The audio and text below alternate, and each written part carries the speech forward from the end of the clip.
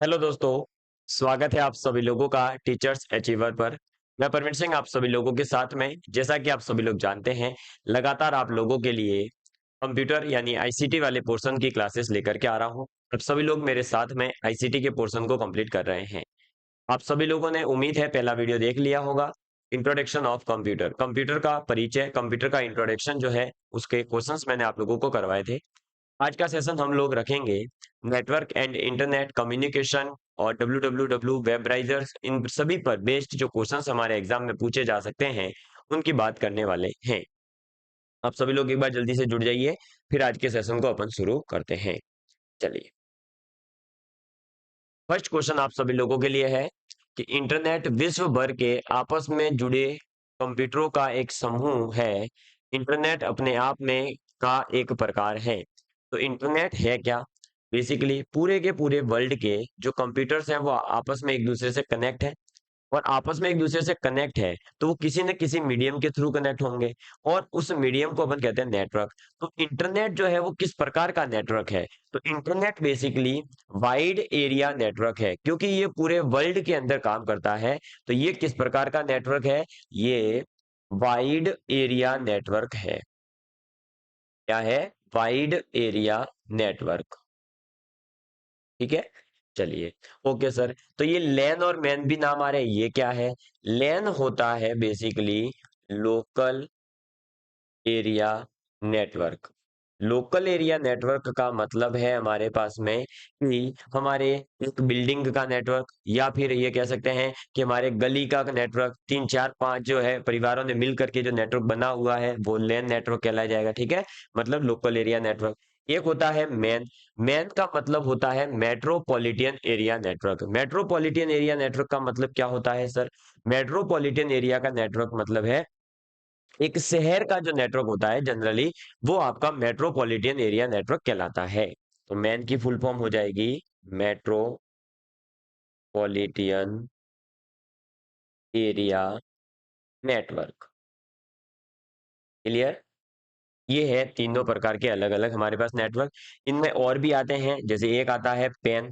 Pen मतलब होता है personal area network. Personal area network मतलब कि पर्टिकुलर, जैसे मैं अगर बात करूं तो मेरे स्टूडियो के अंदर मेरा कैमरा, मेरा बोर्ड, मेरा लैपटॉप, मेरा आईपैड, मेरा मोबाइल, मेरा माइक, ये सभी जो है किसी न किसी एक नेटवर्क के साथ यानी एक जो है वाईफाई से कनेक्ट है। तो ये सभी क्या हो गए? पेन हो गए, यानी कि पर्सनल एरिया नेटवर्क। ये मेरा पर्सनल एरिया नेटवर्क हो गया। ठीक है, चलिए। इसके बाद में next question, world wide web का विकास निम्नलिखित में से किस वर्ष में शुरू हुआ था? तो वर्ल्ड वाइड वेब यानी www, इसका जो विकास है वो 1989 में शुरू हुआ था। किसने किया था सर? तो इसका शुरुआत कर दी थी टीम बर्नर्स ली ने। ठीक है, टिम बर्नर्स ली ने शुरुआत करी थी।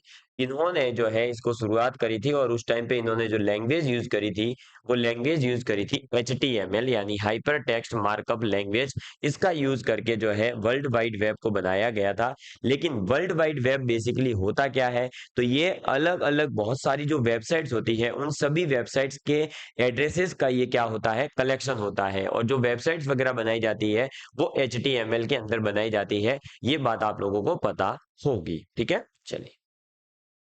नेक्स्ट, एक आईपी वर्जन एड्रेस 4 कितना लंबा होता है? डैश मतलब कितना। ठीक है, तो देखिए, आईपी एड्रेस जो होते हैं वो दो टाइप के होते हैं। कितने टाइप के होते हैं? दो टाइप के आईपी एड्रेस होते हैं। एक होते हैं हमारे पास IPv4, और एक होते हैं IPv6। तो आईपी कितने टाइप के हैं? दो टाइप के। एक है IPv4, एक है IPv6। IPv4 जो होता है ये होते हैं 32 बीट्स के। कितने बीट्स के होते हैं? 32 बीट्स के। IPv6 जो है वो कितने बीट का है? 128 बीट्स का है। ठीक है, ये हमें पता होना चाहिए। प्लस इनके अंदर जो एड्रेस लिखा जाता है वो एड्रेस लिखते समय बीच में जो है डॉट यूज किया जाता है। कब? जब IPv4 की बात करते हैं तो। ठीक है, ऐसे डॉट लगाया जाता है।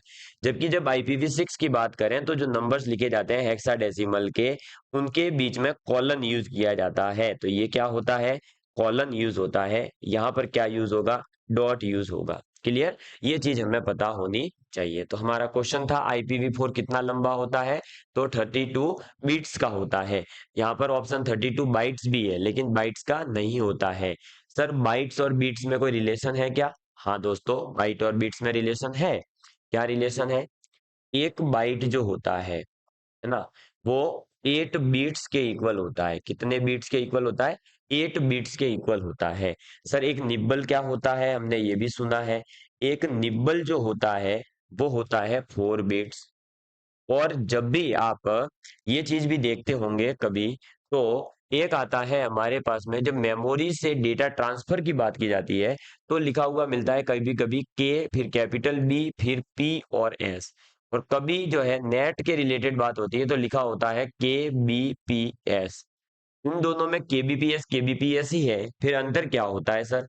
इनमें अंतर ये होता है प्यारे दोस्तों कि ये बताता है मेमोरी से जो डेटा ट्रांसफर की रेट है वो, यानी कि किलोबाइट पर सेकंड। क्या? किलोबाइट पर सेकंड, यानी पर सेकंड कितने किलोबाइट जो है डेटा का ट्रांसफर हो रहा है। ये मेमोरी के लिए जो है हम यूज करते हैं। लेकिन जब हम बात करते हैं के और स्मॉल बी की, है ना, तो ये होता है किलो बीट पर सेकंड। किलो बीट पर सेकंड यानी कितने किलो बीट। ठीक है, यहाँ पर बी का मतलब क्या है? बीट है। और यहाँ पर बी का मतलब क्या है? बाइट है। ये मेमोरी से रिलेटेड होता है डेटा ट्रांसफर, ये होता है नेटवर्क रिलेटेड। ठीक है, ये छोटे छोटे पॉइंट्स आपको पता होने चाहिए। जैसे आप जीबी पढ़ते हैं गीगाबाइट, वैसे ही जी और स्मॉल बी गीगाबिट भी होता है। ठीक है, चलिए नेक्स्ट। निम्नलिखित में से कौन सा विकल्प इंटरनेट संसाधनों, जैसे कि वेब पेजेस हो गए, समाचार समूह हो गए, प्रोग्राम्स हो गए, इमेजेस हो गई, छवियां मतलब कि पिक्चर्स हो गए, ठीक है, आदि के विशाल डेटाबेस को जो है संदर्भित करता है और वर्ल्ड वाइड वेब पर जानकारी खोजने में हमारी मदद करता है।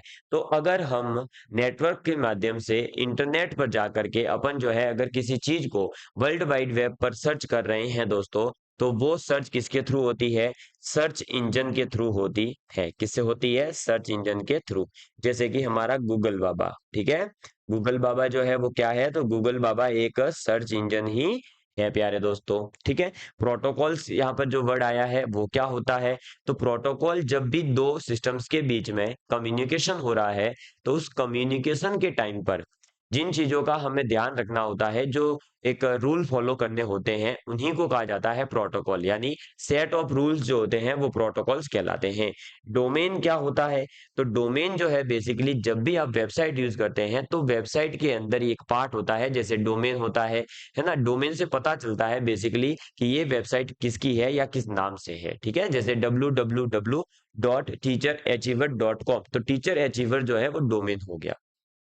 फिर वेब सर्वर्स भी होते हैं, लेकिन वेब सर्वर्स क्या हो जाएंगे? तो भाई जो हमारी वेबसाइट्स वगैरह हैं उनके लिए जो वेब सर्वर मतलब कि आपका एक तरह से ये कह सकते हैं कि जो हमारे पास में वेबसाइट्स है उन सब का मेन हीरो जो होगा वेब सर्वर्स कहलाता है। Next question. एक मार्कअप लैंग्वेज और अनियंत्रित डेटा को स्टोर करने, संचालित करने और पुनर्निर्माण करने के लिए उपयोग किए जाने वाले फाइल फॉर्मेट को किस रूप से जाना जाता है या किस रूप में जाना जाता है? यानी a markup language and a file format used to store, transmit and reconstruct arbitrary data is known as. बताइए, तो एक मार्कअप लैंग्वेज हो, पहली बात तो ये इसने बोल दिया। दूसरा इसने बोल दिया कि हमारे पास में जो है मार्कअप लैंग्वेज के अंदर क्या कर सके, हम डेटा को स्टोर कर सके, वो भी अनियंत्रित यानी आर्बिट्री डेटा हो, संचारित कर सके, रिकंस्ट्रक्शन कर सके। ऐसी कौन सी लैंग्वेज है? तो XML। कौन सी मार्कअप लैंग्वेज है? XML। XML का मतलब क्या होता है? Extensible markup language. ठीक है, एक्सटेंसिबल मार्कअप लैंग्वेज। ये ध्यान रखिएगा। HTML क्या है सर? तो हाइपर टेक्स्ट मार्कअप लैंग्वेज है। XML जो है ये आपने देखा होगा कि जैसे MS वर्ड की अगर कोई फाइल है तो उसमें लिखा हुआ क्या मिलता है आपको? .doc भी मिलता है, कई बार आपको .docx भी मिलता है। तो ये एक्स उसी को रिप्रेजेंट करता है। ऐसे एक्सेल की फाइल होती है तो एक्स एल एक्स भी मिलता है, और एक होता है एक्स एल एक्स। तो ये जो एक्स होता है ना पीछे, ये एक्स इसी को रिप्रेजेंट करता है। ऐसे ही पीपीटी भी होता है, पीपीटी एक्स भी होता है, तो वो एक्स इसी को बताता है, एक्सटेंसिबल मार्कअप लैंग्वेज को रिप्रेजेंट करता है। ये बेसिकली जो है वर्ल्ड वाइड वेब पेज पर जो हमारे वेब पेजेस तैयार किए जाते हैं, उन वेब पेजेस को तैयार करने में अपन इसका यूज करते हैं। ठीक है, नेक्स्ट, निम्नलिखित में से कौन सा विकल्प मार्कअप लैंग्वेज का उदाहरण नहीं है? तो इनमें से कौन सी ऐसी जो है भाई ऑप्शन है जो मार्कअप लैंग्वेज का एग्जाम्पल नहीं है? तो सीधा सीधा सा हमें पता है कि मार्कअप लैंग्वेज यानी एमएल तो आ ही रहा होगा उसके अंदर। तो देखो एक्सएमएल यानी कि एक्सटेंसिबल मार्कअप लैंग्वेज, एचटीएमएल यानी हाइपरटेक्स्ट मार्कअप लैंग्वेज, एसजीएमएल, ठीक है। तो हमारे पास जो क्यूबीई है, ये कोई हमारी मार्कअप लैंग्वेज नहीं है, ये हमें पता होना चाहिए। ठीक है सर, तो एस जी एम एल का फुल फॉर्म बता दीजिए सर। बाकी सब तो हमें भी पता था। एस जी एम एल का फुल फॉर्म होता है दोस्तों स्टैंडर्ड जनरलाइजेशन मार्कअप लैंग्वेज। ये लिख लीजिए, हो सकता है एग्जामिनर पूछ लेवे। तो क्या लिखेंगे? Standard generalisation, generalisation markup language. ठीक है, चलिए, समझ में आ गई बात आप लोगों को? तो ये जो है हमारे पास में क्या होती है, जनरलाइजेशन या जनरलाइज्ड भी कई बार वर्ड यूज कर लेते हैं। नेक्स्ट, इंटरनेट एक्सप्लोरर एक ब्राउजिंग सॉफ्टवेयर है। ये क्या है? एक ब्राउजिंग सॉफ्टवेयर है जिसे वर्ष 1995 में इसके द्वारा विकसित किया गया। तो इंटरनेट एक्सप्लोरर जो है ये एक ब्राउजिंग सॉफ्टवेयर है, इसको डेवलप्ड किसने किया था? तो आपको पता होगा कि इंटरनेट एक्सप्लोरर और माइक्रोसॉफ्ट एज, ये दोनों के दोनों जो है किसने तैयार किए हैं? माइक्रोसॉफ्ट कंपनी ने तैयार किए हैं। पहले जो है आपके कंप्यूटर के अंदर बाय डिफॉल्ट जो है इंटरनेट एक्सप्लोरर आया करता था, जो कुछ इस प्रकार का दिखाई देता था, ऐसा ई होता था और ब्लू कलर में होता था। आजकल जो है इंटरनेट एक्सप्लोरर की जगह पर क्या आने लगा है? तो आजकल आने लगा है माइक्रोसॉफ्ट एज। क्या आने लगा है दोस्तों? माइक्रोसॉफ्ट एज जो है वो अब वेब ब्राउजर जो है माइक्रोसॉफ्ट कंपनी के द्वारा तैयार किया गया है, और ये आपके कंप्यूटर के अंदर या लैपटॉप के अंदर इनबिल्ट आने लग गया है अब। ठीक है, मतलब आपको डाउनलोड वगैरह करने की जरूरत नहीं पड़ती है। साथ ही साथ माइक्रोसॉफ्ट कंपनी के बारे में पता होना चाहिए। तो माइक्रोसॉफ्ट कंपनी किसने बनाई थी? तो Bill Gates and Paul Allen जो है उन्होंने बनाई थी, ये बात आप लोगों को पता होगी। ठीक है, चलिए फिर बात करते हैं नेक्स्ट क्वेश्चन की। बिंग एक है, बिंग क्या है? तो आपको पता होगा जैसे गूगल है, याहू है ना, वैसे ही बिंग भी एक सर्च इंजन है। ये क्या है? बेसिकली एक दोस्तों, ये हमारा एक सर्च इंजन है। सर्च इंजन मतलब कि जहां पर आप किसी चीज को सर्च करके यानी कि ढूंढ करके लेकर के आ सकते हो या सूचनाएं प्राप्त कर सकते हो। ठीक है, ऐसे ही हमारे पास में और भी है। कौन कौन से हैं सर सर्च इंजन? तो जैसे कि हमारे पास में जो है आपका गूगल क्रोम आता है, सफारी भी आता है, ठीक है, इंटरनेट एक्सप्लोरर भी आता है। ये कुछ जो है वेब ब्राउजर है, लेकिन ध्यान रखना मैंने क्या बोला, जो आपके सर्च इंजन है वो तो क्या थे? गूगल है ना, याहू है, बिंग है, ये तो सर्च इंजन है। वैसे ही एक वेब ब्राउजर्स और होते हैं। और वेब ब्राउजर्स क्या होते हैं दोस्तों? तो वेब ब्राउजर्स होते हैं जैसे कि गूगल क्रोम हो गया, ठीक है, गूगल आपका सर्च इंजन है, गूगल क्रोम क्या है? Web browser.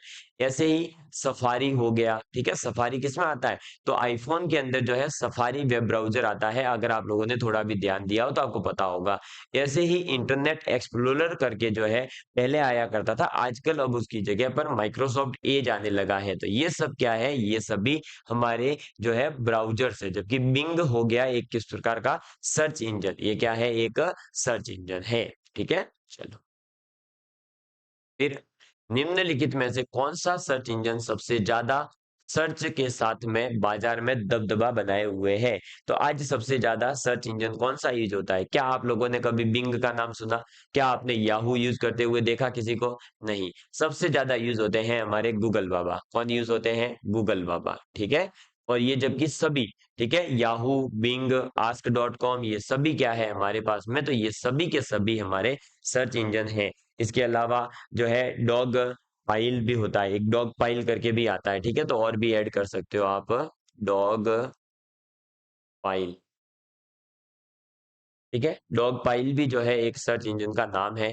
इसके अलावा और कौन सा आता है, तो येडेक्स करके भी एक आता है, ठीक है, ये सब आधे ऐसे हैं जो हो सकता है बंद भी हो गए हो, आप लोगों को देखे भी नहीं होंगे, है ना, तो ये इसलिए बस केवल नाम लेकिन याद होने चाहिए, ऑप्शन के रूप में कभी कभी काम आ जाते हैं, येडेक्स,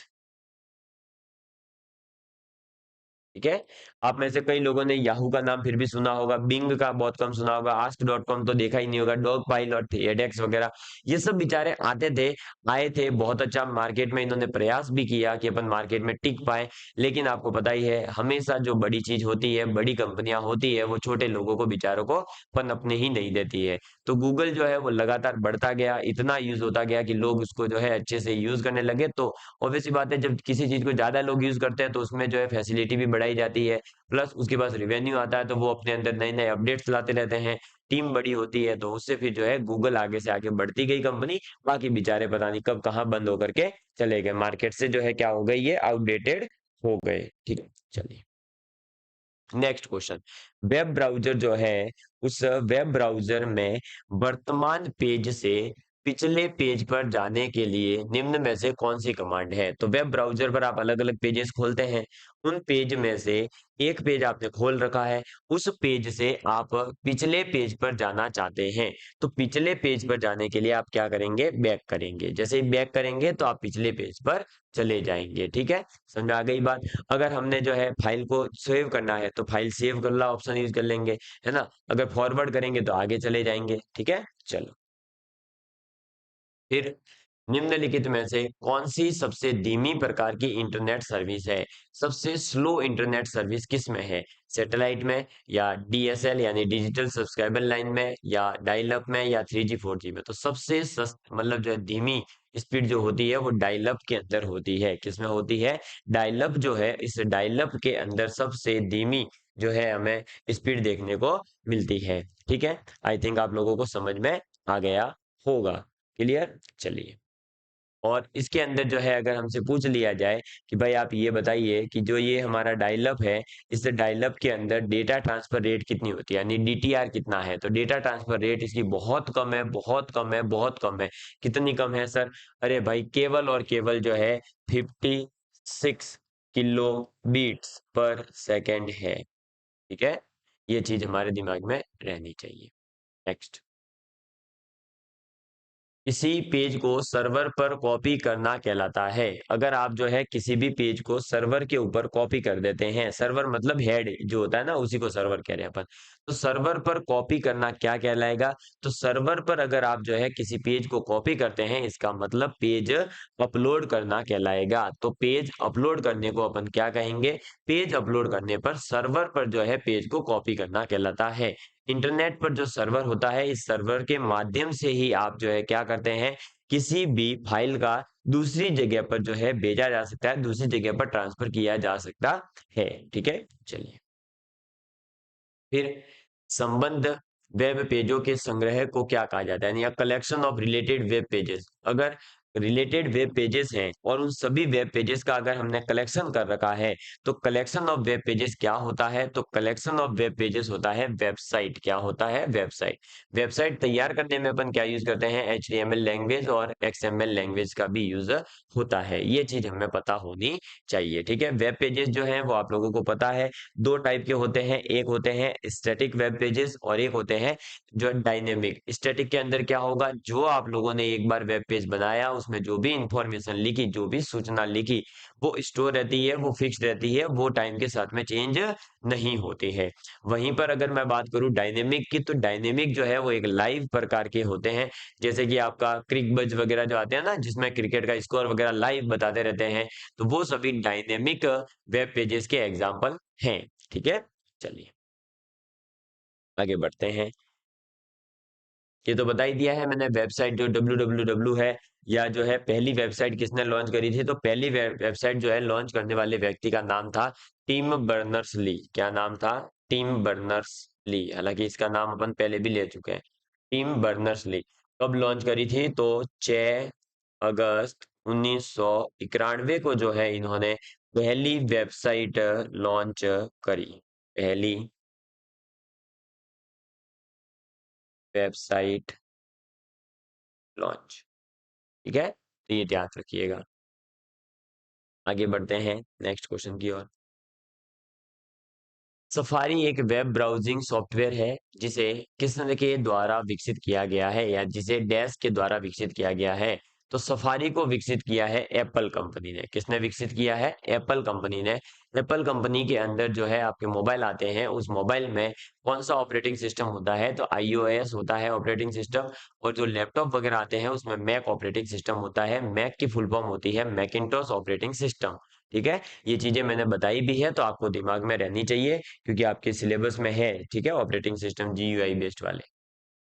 नेक्स्ट, डैश को आसानी से इंटरनेट से जुड़े कंप्यूटरों में फैलाया जा सकता है। इस तरह के हमलों से आपका सिस्टम क्रैश हो सकता है या आपका महत्वपूर्ण डेटा डिलीट हो सकता है। ठीक है, तो आसानी से जो है इंटरनेट को फैलाया जा सके और इंटरनेट पर फैलाया जा सके, और अगर वो चीज जो है आपके कंप्यूटर वगैरह में आ गई तो क्या करेगी? आपके कंप्यूटर के डेटा को नुकसान पहुंचाएगी और क्रैश कर सकती है।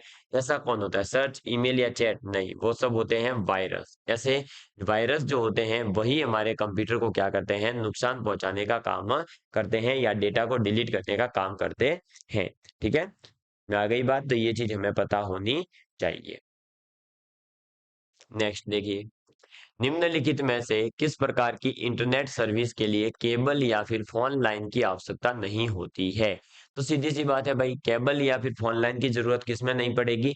तो जो सैटेलाइट से हमारे पास में कनेक्टेड होंगे उसमें जो है इनकी जरूरत नहीं पड़ती है। तो सैटेलाइट से जब हम कनेक्शन करवाते हैं, यानी जब हम सैटेलाइट का उपयोग करते हैं या जब सैटेलाइट से इंटरनेट सेवा प्राप्त होती है, तब हमें जो है किसी भी प्रकार के ऐसे इंस्ट्रूमेंट की जरूरत नहीं पड़ती है जहां पर केबल वगैरह जरूरी हो। ठीक है, केबल वगैरह हमारे लिए आवश्यक नहीं होती।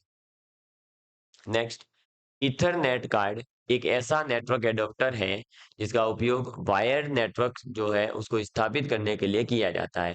इसे डैश के रूप में भी जाना जाता है। यानी an Ethernet card is a network adapter used to stabilise a wired network. It is also known as internet interface card, NIC, NIC card जो है इसको कहते हैं। तो इंटरनेट फेस कार्ड जो होता है, internet sorry network interface net card जो होता है, ये कार्ड जो है हमारे क्या काम का आता है? तो ये बेसिकली जो है कंप्यूटर को नेटवर्क डिवाइसेस वगैरह से जोड़ने के लिए हम इसका यूज लेते हैं। इसके अंदर दो तरह के पोर्ट्स लगाए जाते हैं। मैंने आपको बताया था दो तरह के पोर्ट होते हैं। एक होता है RJ45, एक आता है RJ11। RJ45 में 8 पिन होती है, जबकि इसमें 4 पिन ही होती है। ठीक है, ये दोनों चीजें मैंने आप लोगों को बताई थी। क्लियर, ये पता होना चाहिए। तो RJ45 जो है इससे आपका NIC कार्ड जो होता है वो कनेक्ट होता है, यानी नेटवर्क इंटरफेस कार्ड जो है वो आपका इसे लगाया जाता है। ठीक है, चलिए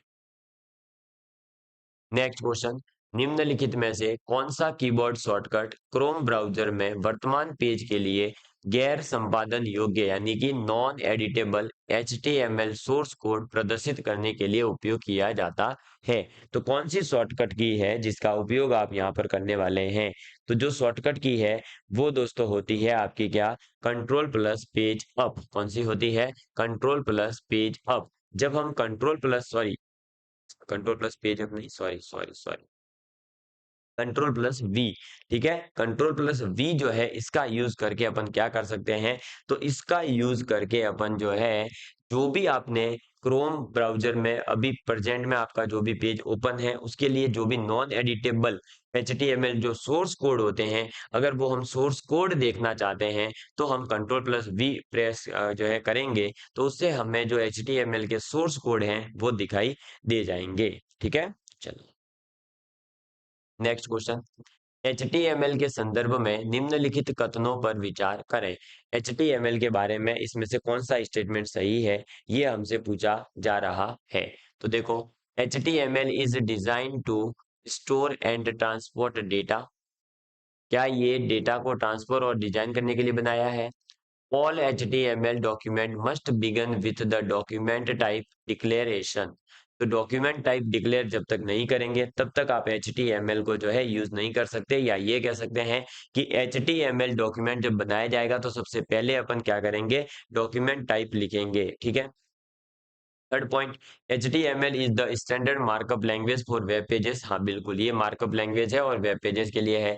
बिल्कुल, HTML में कोई भी डॉक्यूमेंट तैयार किया जाएगा तो पहले लिखेंगे डॉक टाइप HTML, ताकि डॉक्यूमेंट का टाइप पता चल जाए। लेकिन HTML को डेटा स्टोर या ट्रांसपोर्ट करने के लिए नहीं बनाया था, यानी Q&R आंसर हो जाएगा। ऑप्शन नंबर बी आपका राइट आंसर हो जाएगा यहाँ पर। ठीक है, चलिए नेक्स्ट क्वेश्चन। HTML के संदर्भ में निम्नलिखित कथनों पर विचार करें। HTML is design to store and transport, ये तो बता ही दिया है। ठीक है, तो ए पी इसका गलत है। फिर ऑल HTML सही है, और आर HTML इज द, बिल्कुल ये भी है, जो स्टैंडर्ड मार्कअप लैंग्वेज है वेब पेजेस के लिए। तो आंसर क्या हो जाएगा आपका, पी गलत हो जाएगा, क्यू आंसर हो जाएगा, आर आंसर हो जाएगा। ठीक है, तो यहाँ पर वैसे जो है ऑप्शन दे नहीं रखा, लेकिन यहाँ पर अगर हम देखें तो यहाँ पर, अच्छा, निम्न में से कौन सा असत्य है, लो देखो ये क्वेश्चन अलग था, सॉरी, यहाँ पर क्या पूछा है, असत्य, वहां पूछा था सत्य कौन सा है। तो असत्य कौन सा है, केवल और केवल पी ऑप्शन। HTML जो है डिजाइन नहीं किया गया है स्टोर करने के लिए या डेटा को ट्रांसपोर्ट करने के लिए। नेक्स्ट क्वेश्चन, निम्नलिखित में से क्या एक वेब मेल प्रोवाइडर नहीं है? वेब मेल प्रोवाइडर नहीं है, यानी कि आप जो है इससे इससे मेल नहीं भेज सकते हैं। तो आपको पता होगा कि आउटलुक भी मेल भेजने के लिए काम आता है, जीमेल भी मेल भेजने के लिए काम आता है। लेकिन दोस्तों आप लोगों को पता होगा कि याहू जो है वो भी काम आता है। तो ठीक है भाई, ये भी काम आ जाएगा। लेकिन जो बाइडू है, बाइडू तो एक क्या है, वेब मेल प्रोवाइडर नहीं है। ये क्या नहीं है, ये एक वेब मेल प्रोवाइडर नहीं है। ये तीनों के तीनों मेल प्रोवाइडर है। बाइडू जो है एक प्रकार का क्या होता है, तो आप मुझे ऑप्शन जो है कमेंट करके बताएंगे, मैं आपको आंसर दे रहा हूँ। वेब ब्राउजर होता है, या सर्च इंजन होता है, या ऑपरेटिंग सिस्टम है। इन तीनों में से आपका कोई एक आंसर होगा, वो आप लोग कमेंट करके मुझे बताएंगे कि बाइडू जो है वो क्या है। ठीक है, समझ आ गई बात आप लोगों को? कर लेंगे ना आप सभी लोग? चलिए चलिए नेक्स्ट क्वेश्चन हम देखते हैं। तो मोजिला मोजिला फाउंडेशन के द्वारा वर्ष डैश विकसित एक वेब ब्राउजिंग सॉफ्टवेयर है।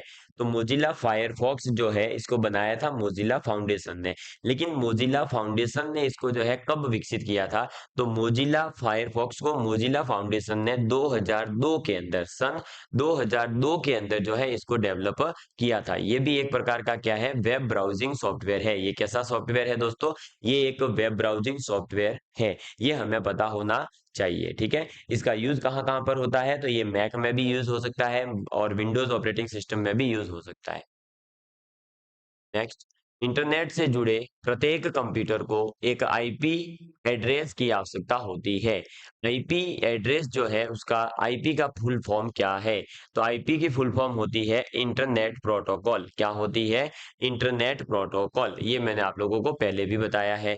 इंटरनेट प्रोटोकॉल जो होते हैं वो बेसिकली 0 से 255 नंबर के बीच में दर्शाए जाते हैं। ठीक है, कैसे दर्शाए जाते हैं इसके लिए आपको पता होना चाहिए कि आईपी एड्रेस को जो है मैंने बता दिया है, दो वर्जन होते हैं, एक होता है IPv4, एक होता है IPv6।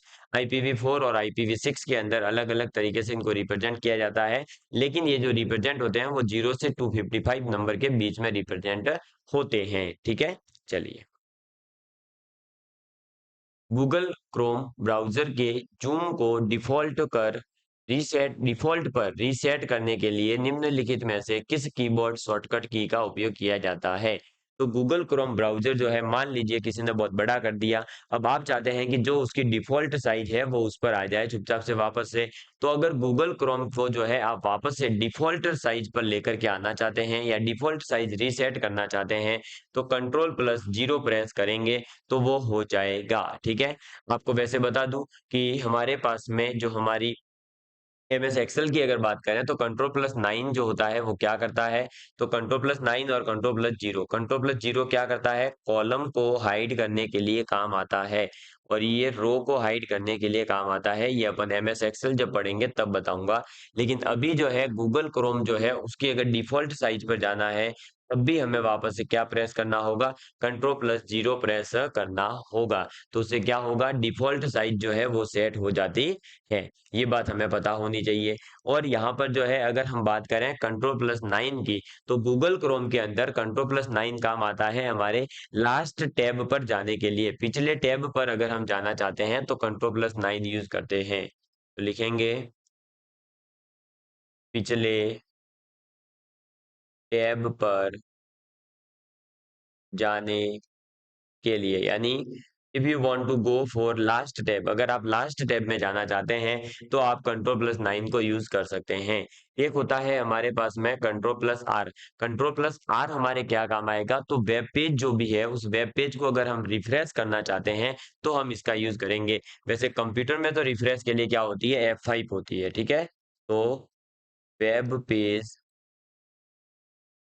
को रिफ्रेश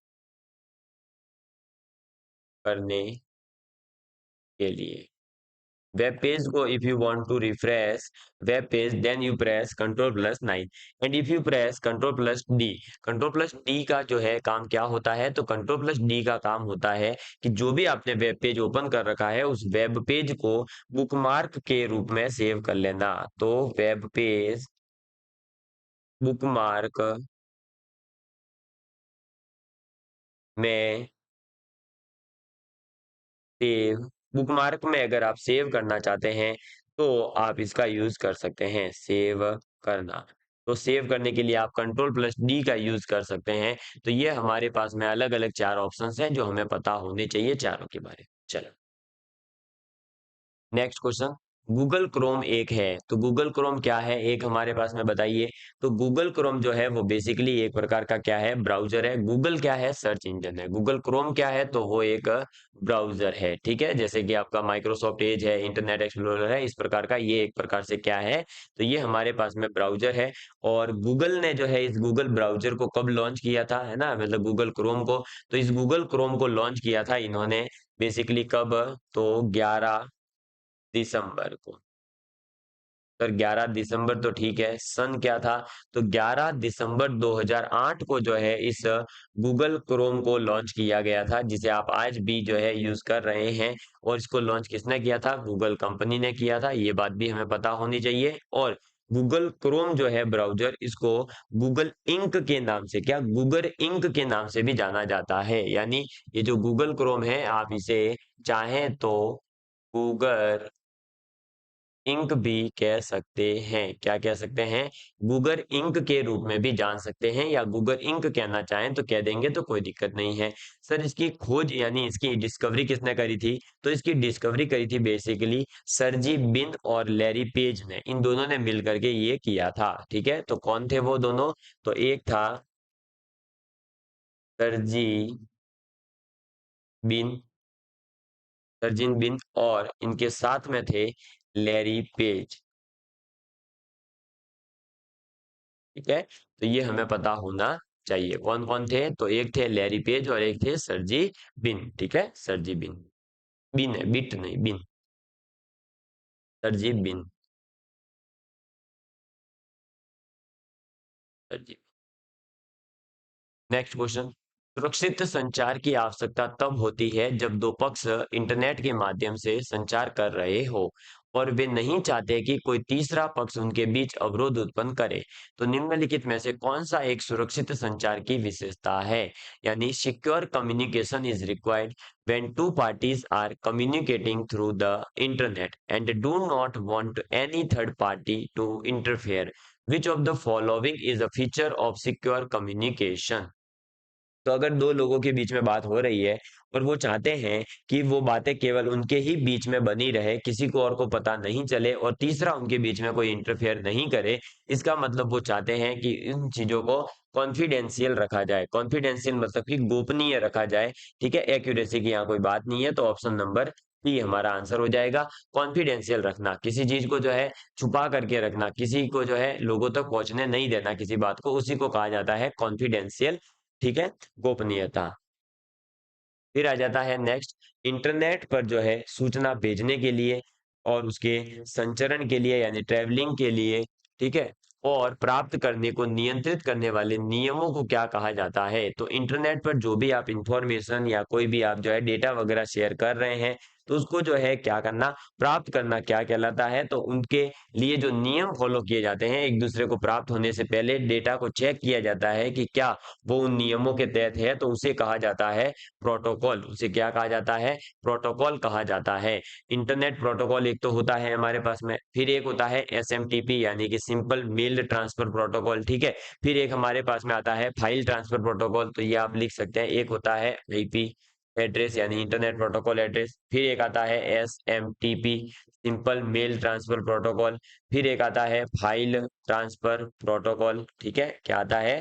फाइल ट्रांसफर प्रोटोकॉल। फिर एक आता है यूजर डेटा प्रोटोकॉल यानी यूडीपी।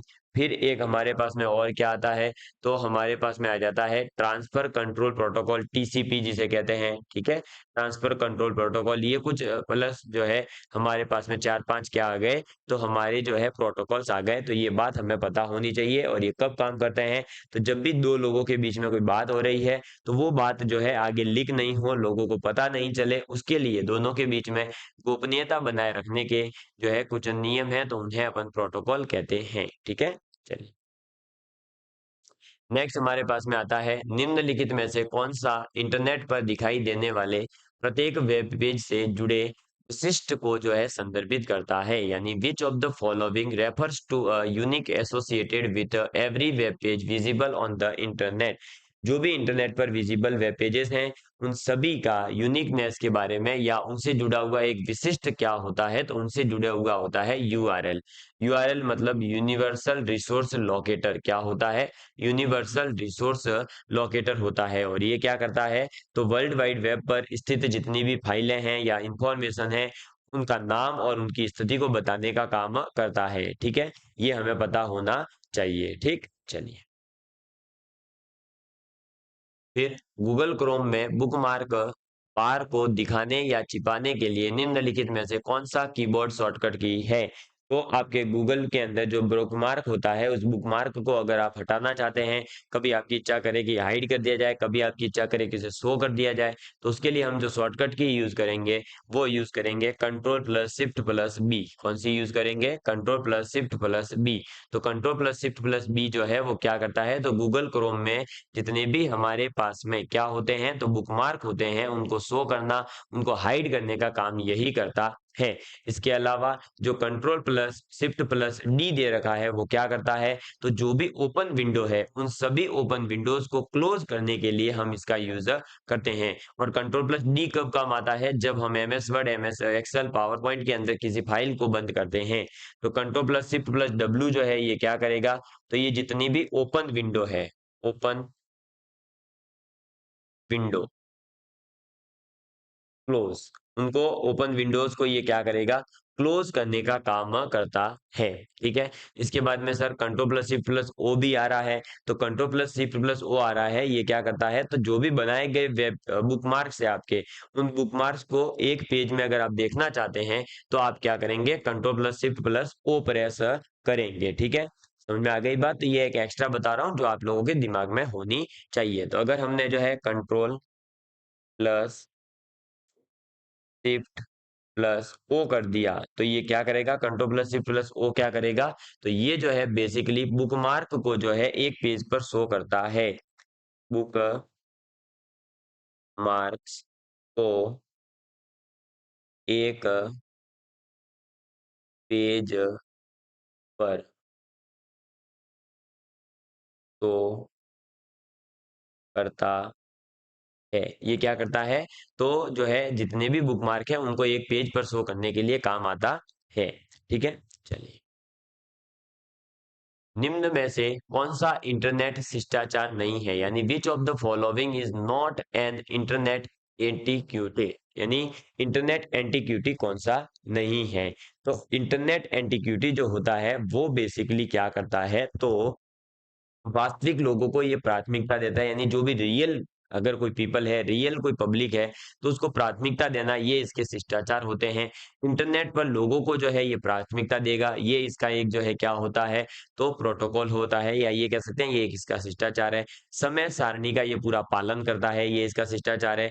उचित प्रक्रिया यानी कि समय पर सही जो है रिएक्शन देना भी इसका काम है। तो इसकी शिष्टाचार में कौन कौन आएगा, तो देखो, संक्षिप्त रूपों का बुद्धिमानी से उपयोग करना, बिल्कुल एब्रिविएशंस का ये जो है बुद्धिमानी के साथ में, यानी अभी जो है वाइसली यानी कि दिमाग लगाकर इंटेलिजेंटली यूज करता है। फिर फॉरवर्डिंग अनवांटेड मैसेजेस, क्या ये अनवांटेड मैसेजेस जो हमें नहीं चाहिए होते हैं, अवांछित मैसेजेस को आगे फॉरवर्ड करने का काम करता है क्या, नहीं, ये इसका काम नहीं होता है, तो ये इसका शिष्टाचार नहीं है, ठीक है। मेल के नीचे नाम सहित बताना सही है। अटैचमेंट का आकार छोटा होना, ये सब जो है हमारे क्या है, शिष्टाचार है, यानी जब भी हम इंटरनेट को यूज कर रहे हैं या जब भी हम ऐसी कोई चीज कर रहे हैं जो इंटरनेट या नेटवर्क के माध्यम से होने वाली है, तो वहां पर हमें जो है कुछ चीजों का ध्यान रखना चाहिए, और वो यही चीजें हैं जिनका हमें ध्यान रखना चाहिए। ये एक जनरल टाइप का क्वेश्चन है। आप लोगों को इतना तो जो है इंटरनेट पढ़ते पढ़ते भी अंडरस्टैंडिंग बन जाएगा कि हम इंटरनेट पर क्या कर सकते हैं और इंटरनेट पर क्या नहीं कर सकते हैं, ठीक है। यूआरएल का फुल फॉर्म क्या है, मैंने आप लोगों को यूआरएल का फुल फॉर्म पहले भी बताया था, uniform resource locator, option number D. इसके अलावा बाकी के ऑप्शंस को चेक करने की जरूरत ही नहीं है, अगर आपको अच्छे से पहले से याद है तो। ये क्या करता है, तो जो वर्ल्ड वाइड वेब है उसके ऊपर हर एक वेब जो होता है, वेब पेज, उस हर एक वेब पेज का अलग अलग स्पेसिफिक एड्रेस होता है। उस एड्रेस को ही अपन क्या कहते हैं, यूआरएल, ठीक है।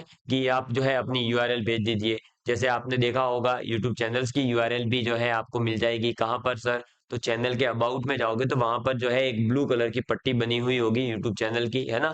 उस पर आप क्लिक करोगे, वो कॉपी हो जाएगा, फिर आप उसको जिसको भी शेयर करोगे वो सीधे ही उस चैनल पर पहुंच जाएगा। ये उसका क्या होता है, यूआरएल होता है। बेसिकली ये एक लिंक प्रकार का ही होता है, ठीक है। चलिए, इसके बाद में अर्पानेट क्या है, तो अर्पानेट जो है मैंने आप लोगों को बताया था, सबसे पहला नेटवर्क है जो तैयार हुआ था, पहला सबसे जो नेट तैयार होने वाला था वो अर्पानेट था। इसको किसने तैयार किया था, तो अमेरिका का जो सुरक्षा विभाग था उसने इसको तैयार किया था। कब तैयार किया था, तो 1969 के अंदर इसको पेश किया गया था, किसको, अर्पानेट को, ठीक है। ये पहला, वर्ल्ड का पहला नेटवर्क, वर्ल्ड का पहला इंटरनेट किसने पेश किया, अमेरिका, ठीक है। और अमेरिका की भी जो सुरक्षा विभाग है उसने, और साथ में क्या पता होना चाहिए, इसको कब किया, तो 1969 के अंदर, ठीक है। इसकी फुल फॉर्म क्या है, तो इसकी फुल फॉर्म है एडवांस रिसर्च प्रोजेक्ट, क्या है, advance research project agency network, क्या है, एडवांस रिसर्च प्रोजेक्ट आपका एजेंसी नेटवर्क। तो देख लीजिए, अमेरिकन गलत हो गया, अमेरिकन गलत हो गया, ठीक है। एडवांस रिसर्च प्रोजेक्ट एक्टिविटी गलत हो गया, तो तीन ऑप्शन तो वैसे ही गलत हो गए थे। ऑप्शन नंबर सी ही बचा, advance research project agency network, ARPANET, ARPANET, ठीक है, इसको ऐसे पढ़ा जाता है। तो अर्पानेट जो है ये पूरे वर्ल्ड का पहला इंटरनेट है जिसे अमेरिका की सुरक्षा विभाग ने तैयार किया था। कब तैयार किया था, तो 1969 के अंदर इसको तैयार कर दिया था, ठीक है। चलो, नेक्स्ट क्वेश्चन है, इंटरनेट प्रोटोकॉल के संदर्भ में टीसीपी और आईपी की फुल फॉर्म क्या है, तो टीसीपी आईपी की फुल फॉर्म क्या है, तो आप लोगों को पता होगा। टीसीपी को अपन क्या कहते हैं, ट्रांसमिशन कंट्रोल प्रोटोकॉल, और आईपी को अपन क्या कहते हैं, इंटरनेट प्रोटोकॉल। तो अब देखेंगे, ट्रांसमिशन कंट्रोल प्रोटोकॉल, इंट्रानेट नहीं, इंटरनेट के दो भाग होते हैं, इंट्रानेट और एक्स्ट्रानेट, ठीक है। तो यहाँ पर आईपी का मतलब इंट्रानेट नहीं है। Transmission control protocol international protocol नहीं, ट्रांसमिशन कंट्रोल प्रोटोकॉल टीसीपी सही है, इंटरनेट प्रोटोकॉल आईपी भी सही है। ट्रांसफर गलत हो गया, वैसे ही ये तो होता है ट्रांसमिशन। तो देखो तीन ऑप्शन तो वैसे ही कट हो गए थे, एक ही ऑप्शन बच रहा था। और ये बेसिकली क्या करता है, तो इंटरनेट पर जब भी आप कोई काम कर रहे हैं तो उस समय पर पूरा का पूरा जो है भाई, आप जो भी काम कर रहे हैं उसके ऊपर नजर रखेगा। आप कोई भी ऐसी गलत चीजें इधर उधर शेयर नहीं कर सकते हैं, उन सब का ध्यान रखने का काम किसका है, तो इन्हीं का ये काम होता है। ठीक है।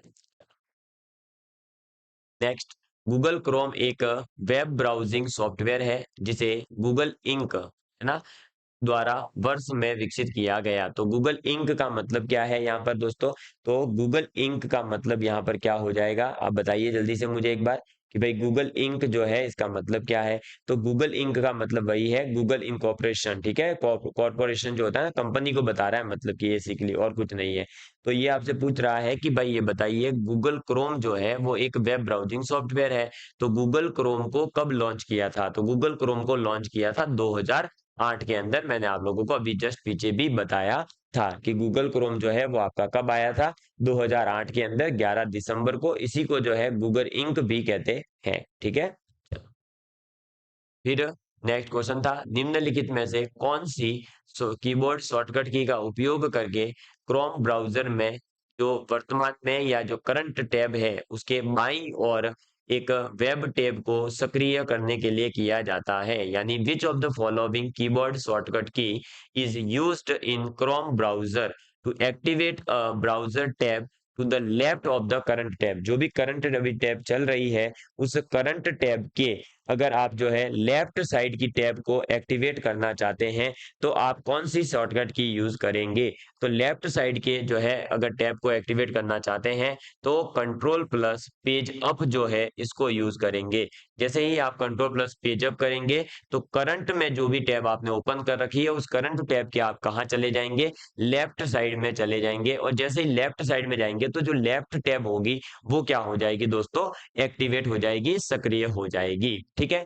ये कुछ जो है दोस्तों आप लोगों को मैंने क्वेश्चंस करवाए हैं जो इस एग्जाम में आप लोगों से पूछे जा सकते हैं, इसलिए आप लोग जो है इन क्वेश्चंस को अच्छे से पढ़ करके जाइएगा।